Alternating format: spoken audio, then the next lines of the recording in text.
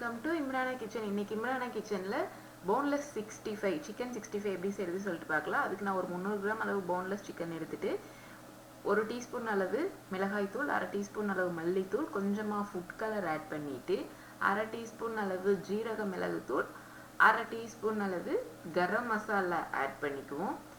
இது கூட நான் ஒரு 2 டீஸ்பூன் அளவு கார்ன்ஃப்ளவர் ஆட் பண்ணிக்கிறேன்.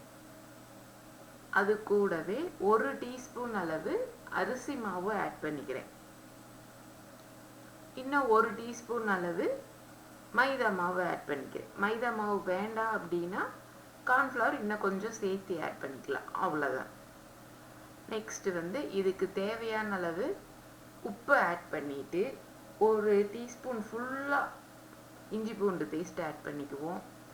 1 டேபிள் ஸ்பூன் அளவு வெள்ளை எள்ளு ஆட் பண்ணிக்குவோம். இதை அப்படியே தூவி விட்டுட்டு 1/2 லெமனோட ஜூஸ், அந்த சீடை மட்டும் எடுத்துட்டு வெறும் ஜூஸ் மட்டும் ஆட் பண்ணிக்குவோம். இதை அப்படியே நல்லா கலந்து வச்சிடலாம். நல்லா மாவு, அந்த மிளகாத்தூள், மல்லித்தூள் எல்லாம் மிக்ஸ் ஆகிற மாதிரி நல்லா சிக்கனில் ஃபுல்லாக கலந்து வச்சிடலாம். இந்த அளவு கலந்ததுக்கப்புறம் ஒரு 2 டீஸ்பூன் அளவு எண்ணெய் ஊற்றிக்கலாம்.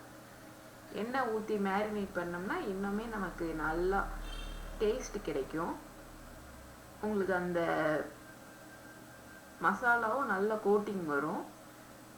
அதுக்கப்புறம் இது ஒரு 1/2 மணி நேரம் மேரினேட் பண்ணி வச்சுக்குவோம். 1/2 மணி நேரம் கழித்து நம்ம எண்ணெயை நல்லா சூடாக்கிக்குவோம். இப்போ இன்னும் சூடு எனக்கு, அதாவது சிக்கன் பொரிக்கிறதுக்கு பத்தலை அப்படிங்கிறதுனால லைட்டாக சிக்கனை வச்சு பார்த்துட்டு எடுத்துட்டேன். எண்ணெயில் நல்லா சூடானதும் போட்டதுமே நல்லா கொதிச்சு வர்ற மாதிரி இருக்கணும். அந்த மாதிரி இருந்துச்சு அப்படின்னா நமக்கு கோட்டிங் தனித்தனியாக வராது. சிக்கன் தனியாக, அந்த மசாலா கோட்டிங் தனியாக வராது. நல்லா ஃபுல் ஃப்ளேமில் வச்சு எண்ணெய் காஞ்சதுக்கப்புறம் போட்டுட்டு, ஃபுல் ஃப்ளேம்லேயே வச்சுருக்கும்போது சிக்கன் போட்டுட்டு கொஞ்சம் நேரத்தில் சிம்மில் வச்சு வேக வச்சுக்கோ. நல்லா வெந்ததுக்கப்புறம் நம்ம திருப்பி விட்டோம்னா சிக்கன் அந்த வடை சட்டியில் ஒட்டாமல் அந்த மசாலா கோட்டிங் வெளியே வராமல் நல்லா சிக்கனுக்கு கோட்டிங் ஆகி வந்திருக்கும் பாருங்கள். இந்த மாதிரி வடை சட்டியில் ஒட்டாமல் சிக்கனை விட்டு வராமல் கோட்டிங் நல்லா சிக்கனில் சார்ந்து வரும்.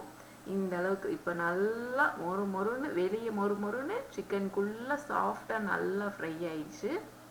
இதை அப்படியே ஒரு தட்டில் எடுத்து வச்சுருவோம். நான் நிறைய எண்ணெய் ஊற்றிட்டோம்னா அடுத்து ரீயூஸ் பண்ண முடியாது அப்படிங்கிறதுனாலயே சிக்கன் பொரிக்கும்போது அளவாக எண்ணெய் ஊற்றி பொரிச்சுக்கிறது, வேஸ்ட் பண்ணக்கூடாது அப்படிங்கிறதுனால.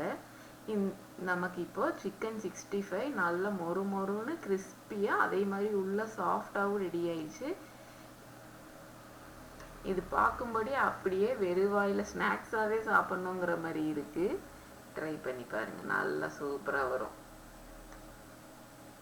நீங்களும் ட்ரை பண்ணி பாருங்கள். இந்த வீடியோ உங்களுக்கு பிடிச்சிருந்துச்சுன்னா லைக் பண்ணுங்கள், ஷேர் பண்ணுங்கள், சப்ஸ்கிரைப் பண்ணுங்கள்.